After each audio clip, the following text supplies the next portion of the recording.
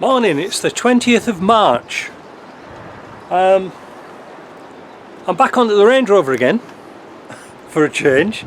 Seems to be more like a career than just a job. The reason why I'm back onto it is that I've been struggling to find out information about this ECU, and has it locked me out? I'm not sure. So a few weeks ago I wrote to Tornado, because RPI no longer exist.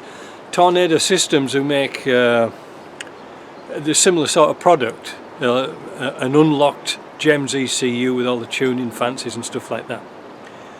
Anyway, Mark wrote to me the other day, he replied to my letter, and he said, I'm sorry I didn't reply because he'd been busy, which is acceptable.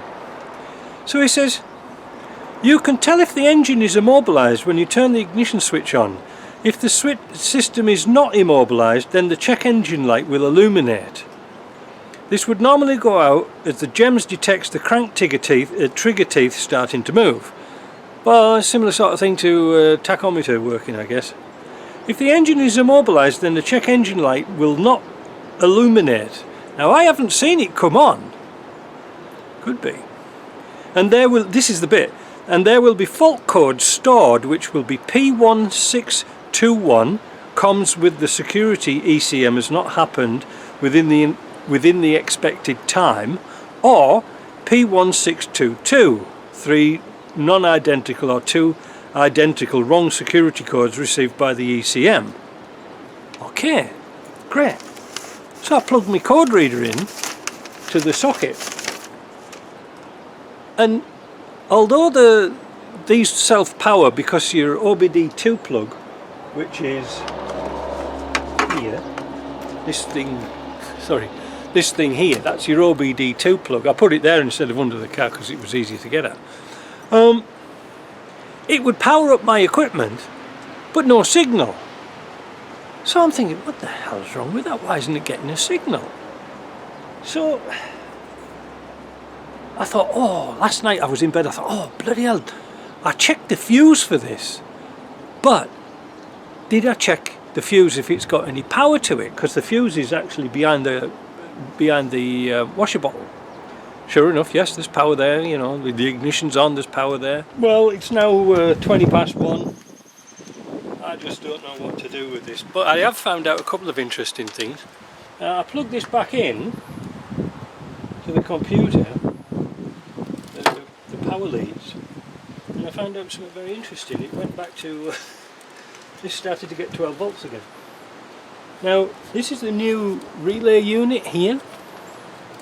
If I unplug it, you can perhaps hear it clicking. If we hit the valve here, we've got fuel pressure now, but no ignition. That's odd, isn't it? That's really odd. So I really don't know, because obviously this scanner won't work. It won't connect. It used to connect great, but it won't scan this computer. What else was I going to show you?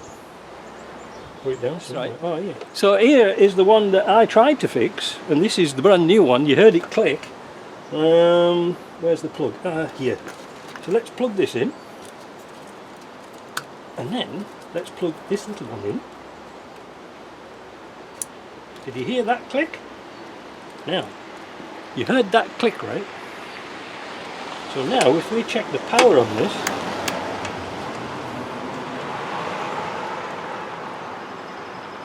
that brown and orange wire now is putting out 12.72 volts, whereas before it was only putting out 6. What's that one putting out? 22 millivolts, 25 millivolts, 12 volts. Nothing. Nothing. Oh! Did you hear that? Look at that. No, it's maybe. Ah, that's right, I haven't got a good connection. 12 volts. 12 volts. 12 volts. So, you know, all those wires here are working. I think I've got a sneaking feeling now it really is the ECU. So I think what we're going to have to do is send it back to Tornado. I can't do any more here.